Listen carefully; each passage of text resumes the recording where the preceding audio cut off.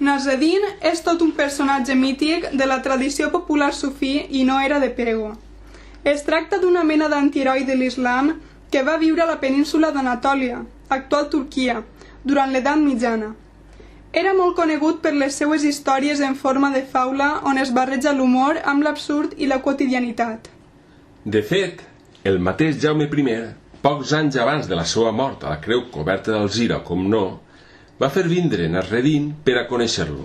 El va instal·lar al castell de Forna a descansar, al terme municipal de l'Atzúbia. Com a regal de benvinguda, li va portar un parell d'ànecs de la Marjal. Els van preparar per a sopar i van estar velant tota la nit, xarra que xarra.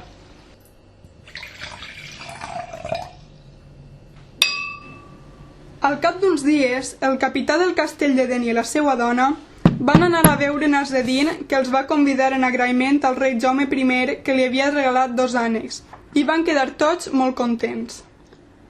Una setmana després van tocar a la porta de Nasreddin, els fills i les nores del capità del castell. Nasreddin es va quedar un poc parat, perquè van vindre amb massa familiaritat, però com estava agraït al rei Jaume I i eren família del capità del castell, es va esforçar en convidar-los a dinar eixa meravellosa sopa d'ànec, i tots van quedar desvanits de tan contents com estaven. Com si fora per ordre setmanal, es van apropar a la casa els familiars dels fills i les nores del capità del castell. Nasreddin ja començava a lamentar el fet d'haver conegut Jaume I, però va fer un exercici de contenció budista i en perill d'infart de miocardi els va convidar a dinar i van quedar tots molt contents.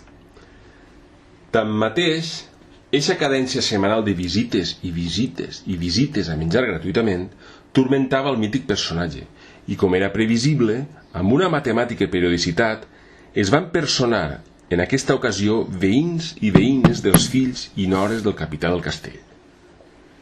A la vegada següent, Nasreddin, per fi, va fer entrar tot el món i els va instal·lar al menjador. Al cap d'uns minuts va portar una enorme sopera plena únicament d'aigua bullent.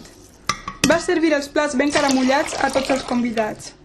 No va passar molt de temps quan un d'ells es va atrevir a manifestar la sorpresa general dient: Benvolgut i admirat Nasreddin, per Alà i pel Crist del Salvador, que mai hem vist una cosa semblant, només mos has donat aigua bullent?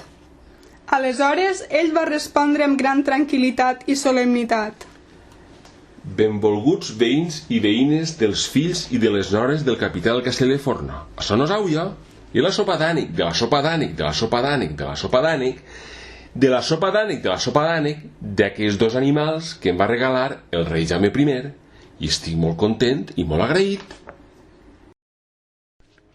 De vegades un regal pot eixir ben car, molt per damunt del natural i just agraïment que cal manifestar. Tot depèn de la sinceritat i voluntat amb què s'ha fet el detall i de la seva recepció. També podem interpretar la història com a que durant un moment existeix una veritat, la substanciosa sopa d'ànec, però són pocs els qui poden tastar-la en una primera edició original. La majoria rep una versió de la sopa d'ànec passada de persona en persona, de generació en generació, de mitjans de comunicació en mitjans de comunicació, i no sap igual ni molt menys. Però, clar està, també depèn molt de la necessària actualització de la sopa d'ànec, del trellat i de la cultura, i no tan sols de les carreres i titulacions que es tinguen. I ho podem aplicar a la sopa, a la Constitució, a la renovació pedagògica o a les festes populars i els seus costums.